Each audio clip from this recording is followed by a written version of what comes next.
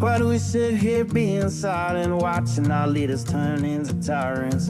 Have they forgotten which side they're fighting for?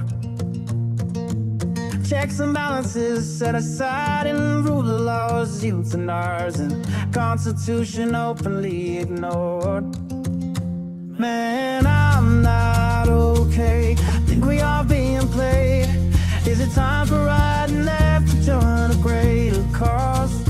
Man, I'm not okay.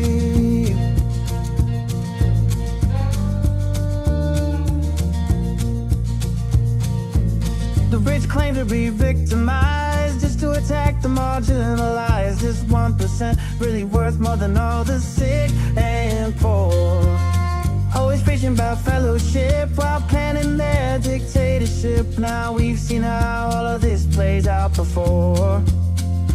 Man, I'm not okay. Think we are being played. Time for you and I to join our country's call. Man, I'm not okay.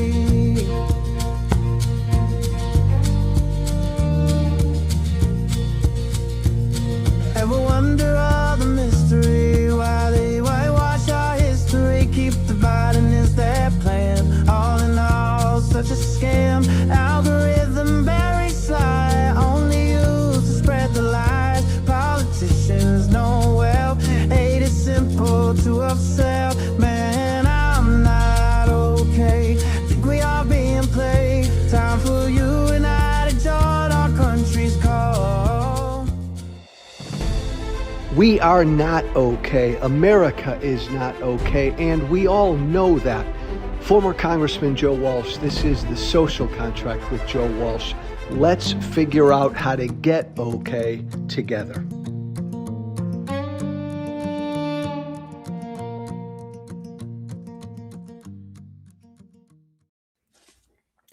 Pam Bondi right now is testifying in front of Congress.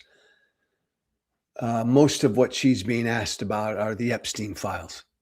She is carrying out one of the biggest government cover-ups ever in not putting these Epstein files out there. And so she's going to get a grilling today, and Democrats will score their points and pound her today.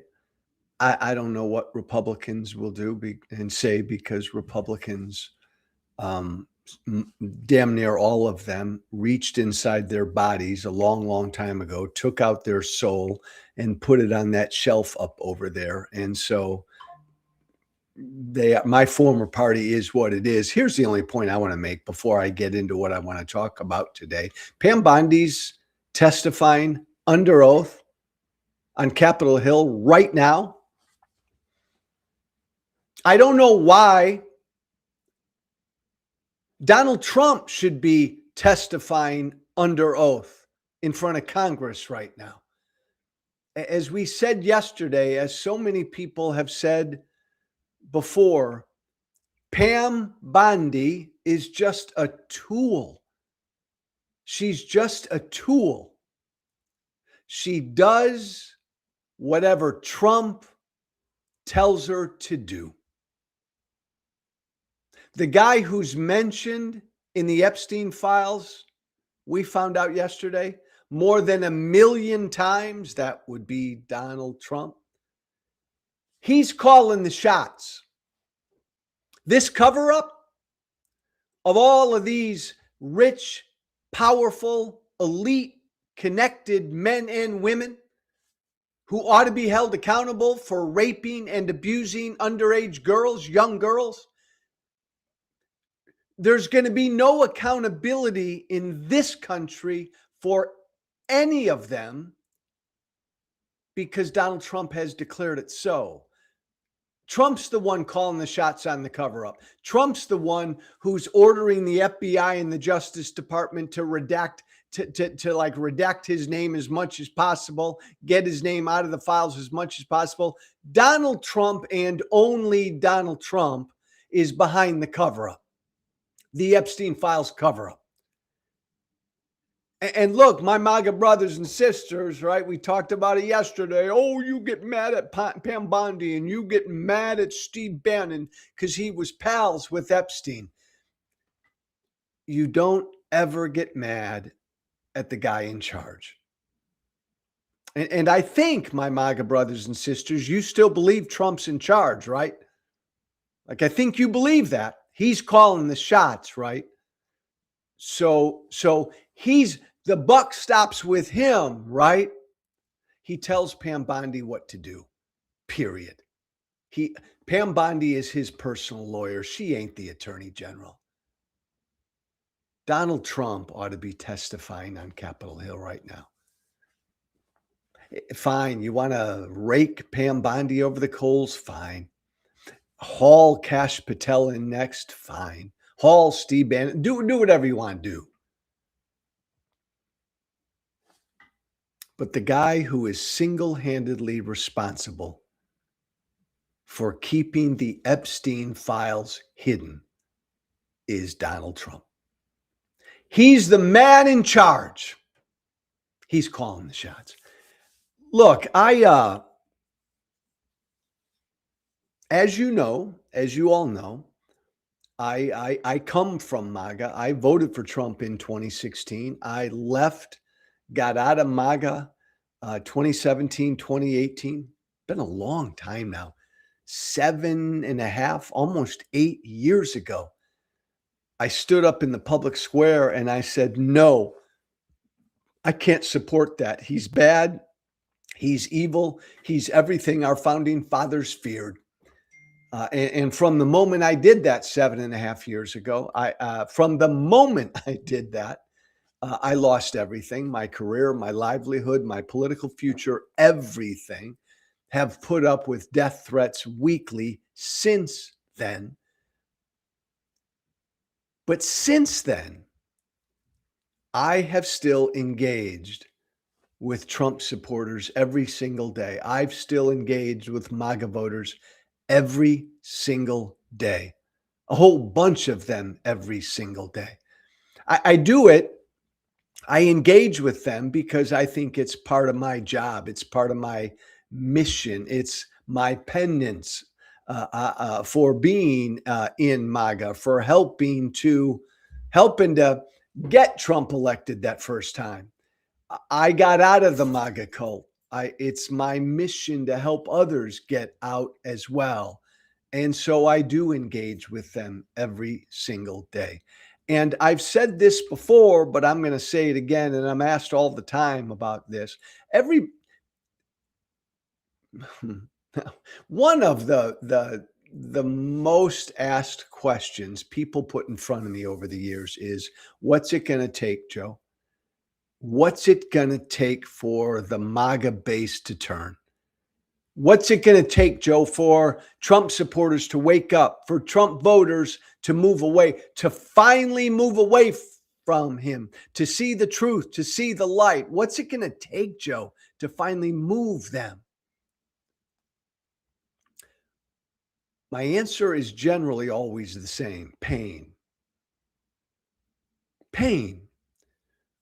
Unfortunately, I think that most of my MAGA brothers and sisters, most of them, are going to have to feel real pain before they wake up and they say, I can't support him anymore.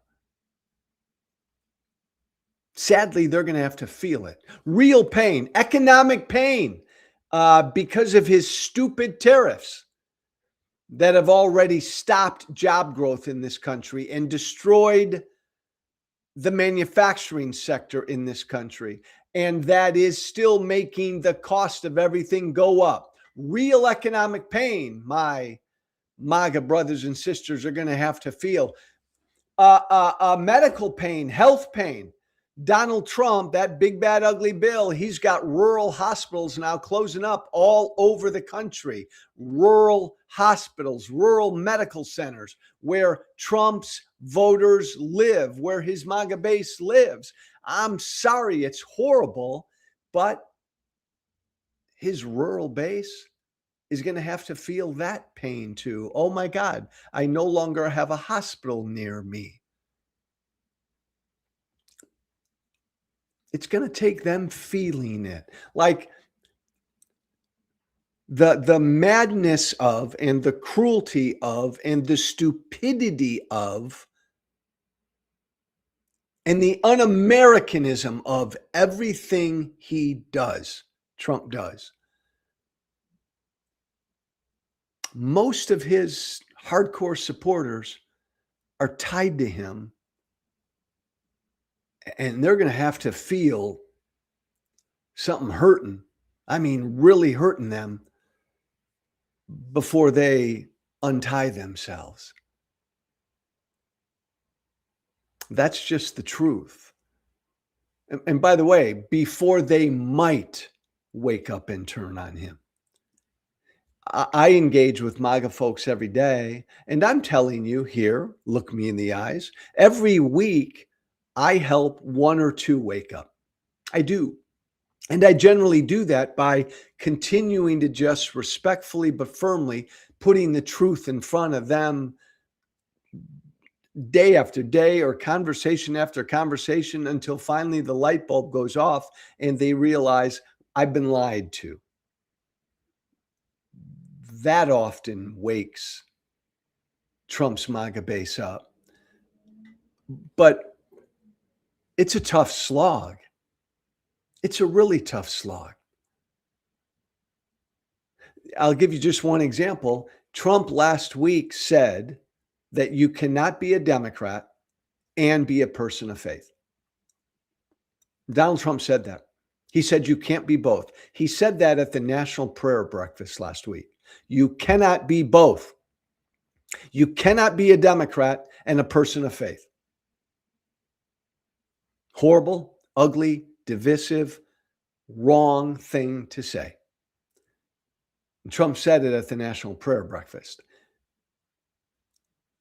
And I put that in front of the MAGA folk I engage with every day.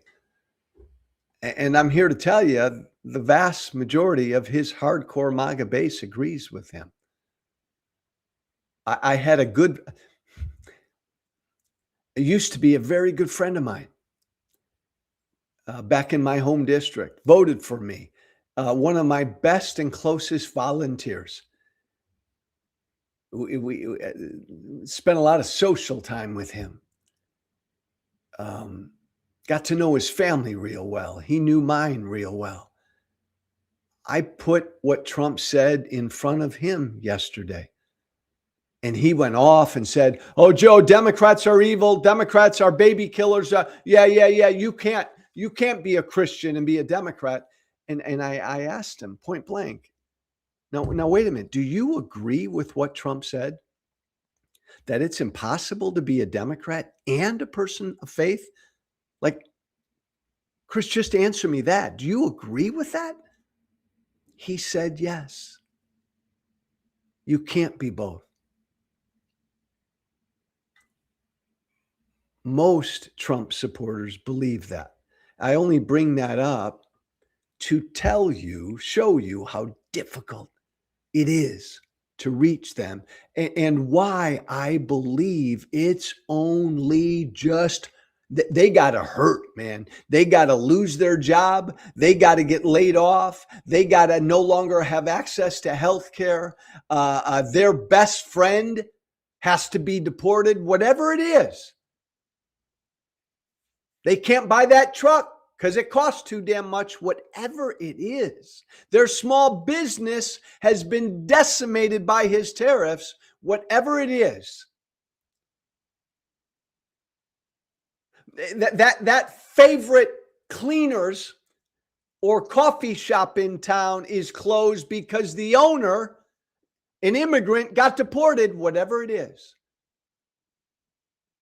They're going to have to feel direct pain, direct hurt before they really even might turn from Trump. Wilder, Idaho. Maybe you missed this story. Wilder, Idaho. It's a town of about 1,700 folks. a rural community in Idaho. Get this, 91% of Wilder, Idaho voted for Trump. Say that number again. 91% of the 1,725 residents of Wilder, Idaho, 91% of them voted for Trump.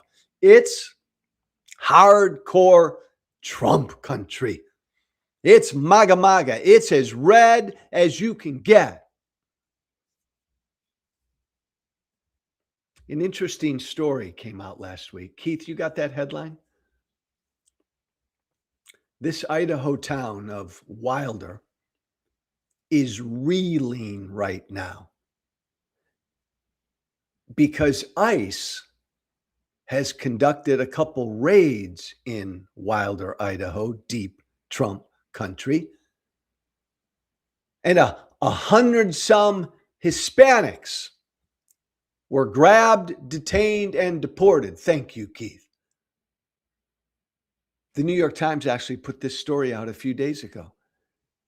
This town of 1,700 people was first raided. ICE hit them. Big old raid at a racetrack right outside of Wilder. 100-some Hispanics, local Hispanics, were arrested, detained, disappeared, deported from Wilder, never to be heard from again. Couple raids last year in Wilder. Well, now see, there's a real problem. We're talking about pain. So let's look at this town of 1,700 people, 91% of whom voted for Trump. Well, more than 100 local Hispanics are grabbed and disappeared, no longer there. You got a bunch of other Hispanics in Wilder, Idaho, who are laying low. They're hiding out because they're afraid of the next raid. So they're nowhere to be found. And this is a real problem for Wilder, Idaho, because, yeah, you guessed it, harvest season is approaching. And there's real uncertainty and fear among these Trump voters in Wilder, Idaho, that they're not gonna find the workers this season to do that work of picking the crops in Wilder, Idaho, working out in the fields. They don't have a labor supply as harvest season is approaching.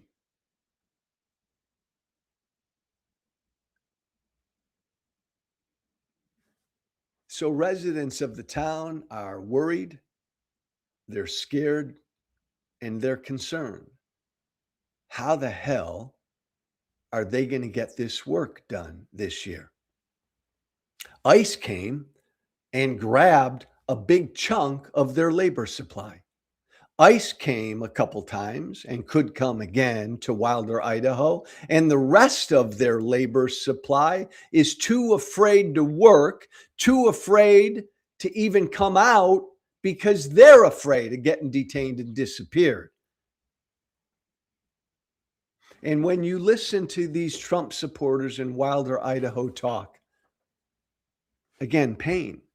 They're worried about feeling big pain because they won't have anybody to work out in the fields, to work on the farms, to pick the crops. And they're going to feel that. And when you listen to these residents, these Trump supporters talk in Wilder, Idaho, they said they thought they'd be protected from ICE because Wilder is so remote. Just a little farming community of 1,700 people. And in the New York Times piece, a number of residents say, look, we support what ICE is doing, but we figured ICE was just going to hit the big cities where all the Democrats live and grab all the illegals, they said, out of those cities. We didn't think ICE was going to come into our little community. We're like way off the radar. We're so remote. And a couple residents actually said, like, this is Trump country. Why would ICE come into Trump country and grab our labor supply? One resident said, we rely on Hispanic labor. Nobody thought something like this could happen here. Now, really easy to jump all over these folks in Wilder, right, who voted for Trump and thought that ICE, and they wanted ICE to do what ICE is doing, and they thought they'd be protected, right? They thought ICE was only going to go after immigrants in Democratic places in big cities, and they'd be protected because they're remote, and they'd be protected because it's Trump country. You can laugh at them or say, duh, fuck around and find out, baby. Now they're finding out. You can do that rightly. You can, because they're finding out right now. These Trump supporters in this rural Idaho town, their labor supply is gone because of ICE.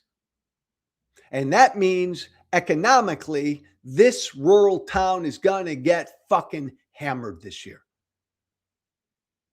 And you got every right to laugh at them. But if I were in Wilder, Idaho right now, talking to these folks right now, man, I'd be having a conversation with them, trying to help them understand, right, how wrong it is what ICE is doing. And gosh, you've been impacted by it. This should wake you up. Who's going to pick those crops? Who's going to work those fields? Did you think about that? You, my good, decent Americans in Wilder, you who didn't want anybody in this country who's illegal, right?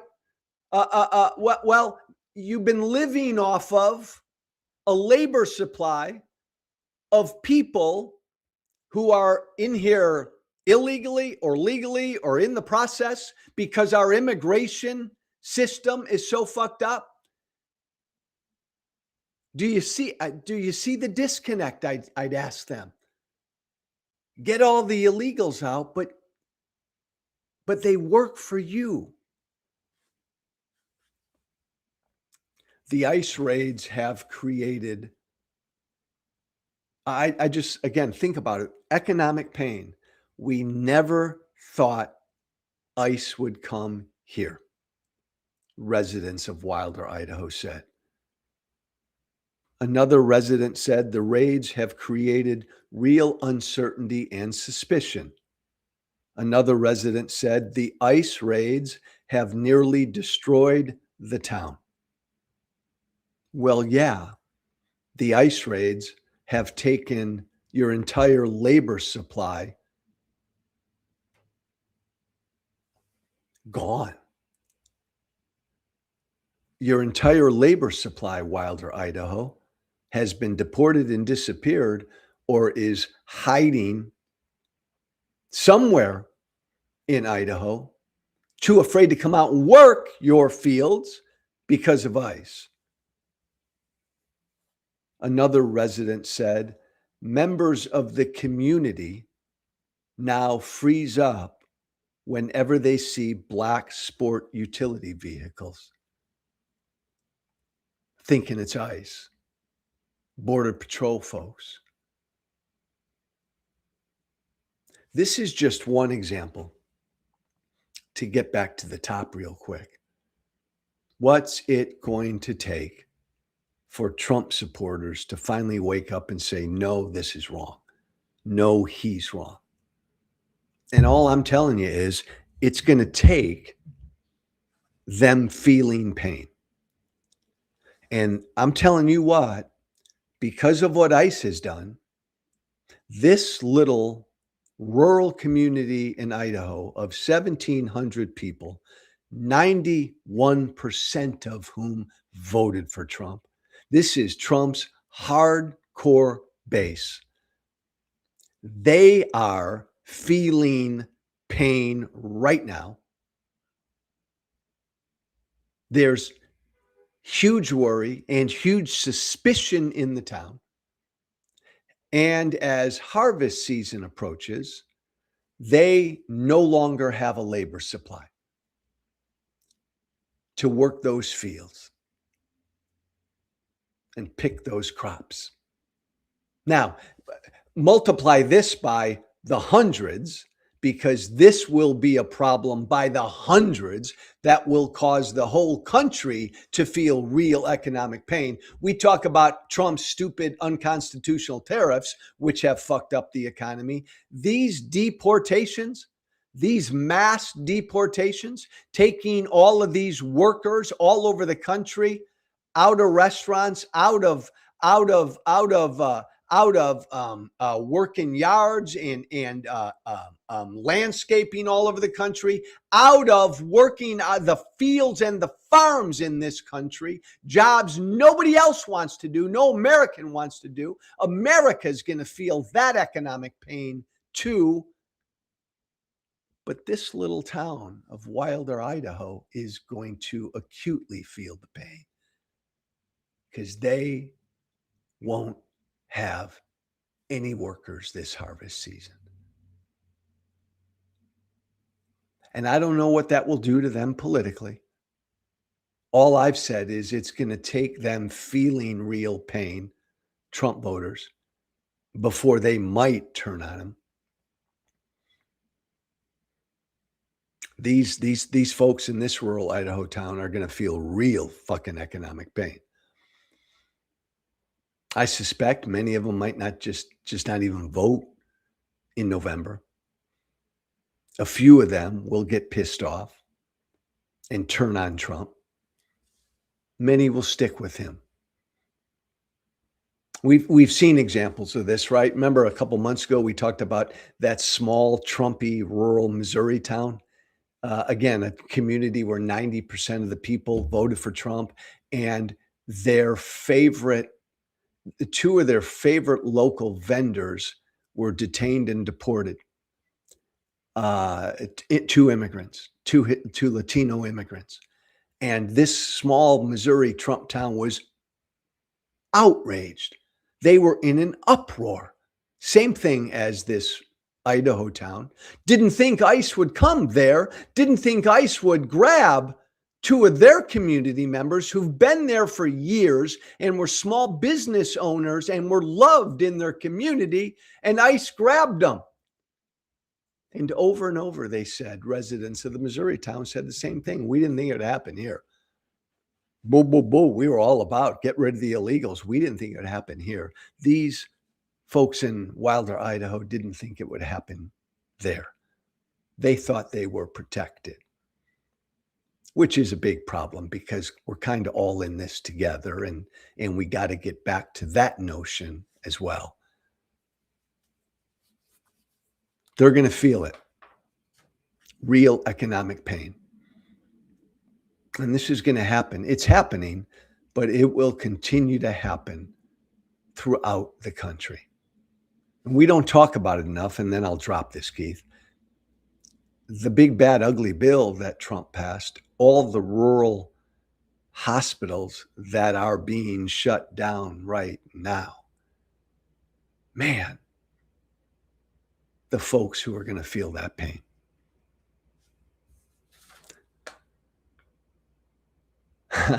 This line from one of the residents. I don't get it. We rely on Hispanic labor, she said. Nobody thought something like this could happen here. It did. Hey, let me close this morning with some good news. We talked about how Donald Trump is the most divisive person who's ever lived.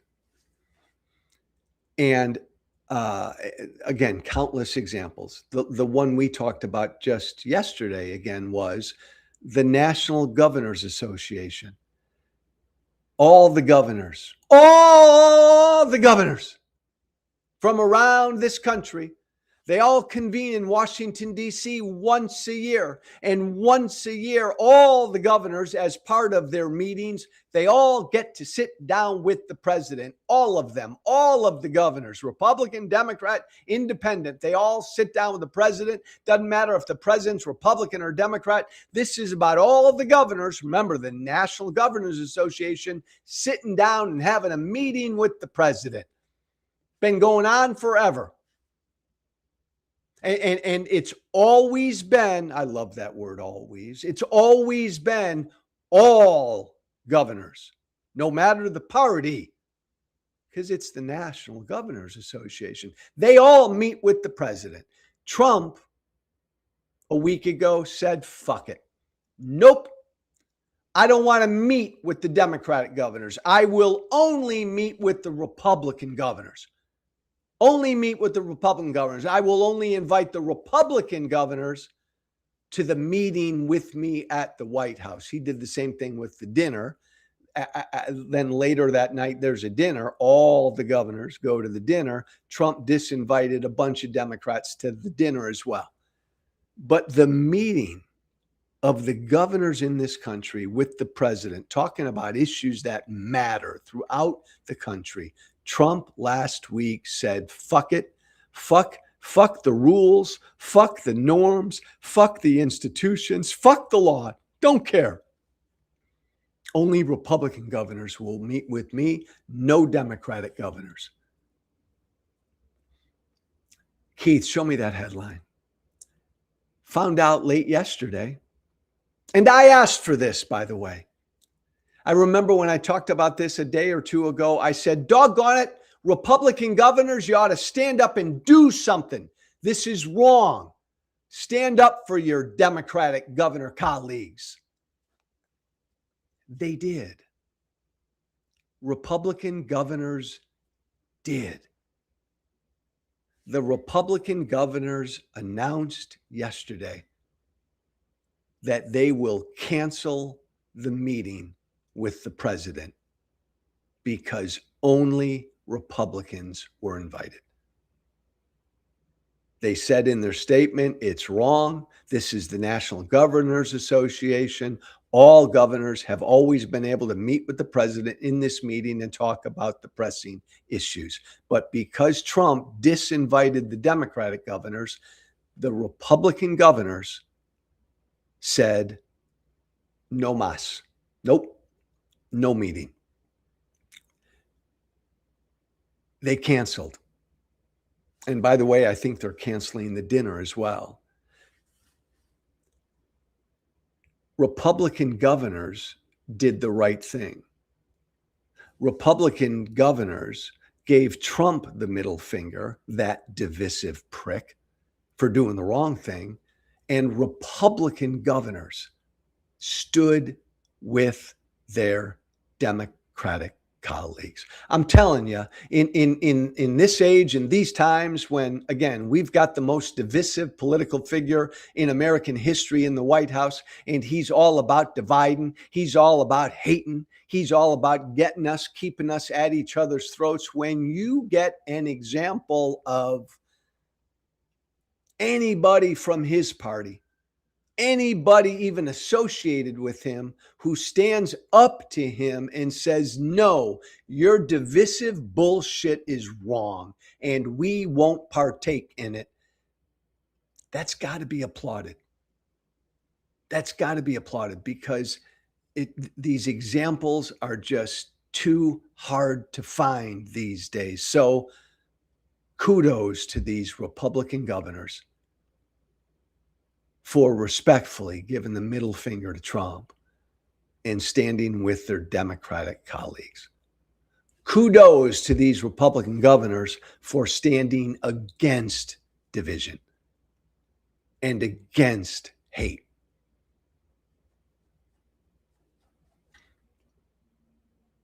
It's a good thing to see. And I'm awful glad they did it.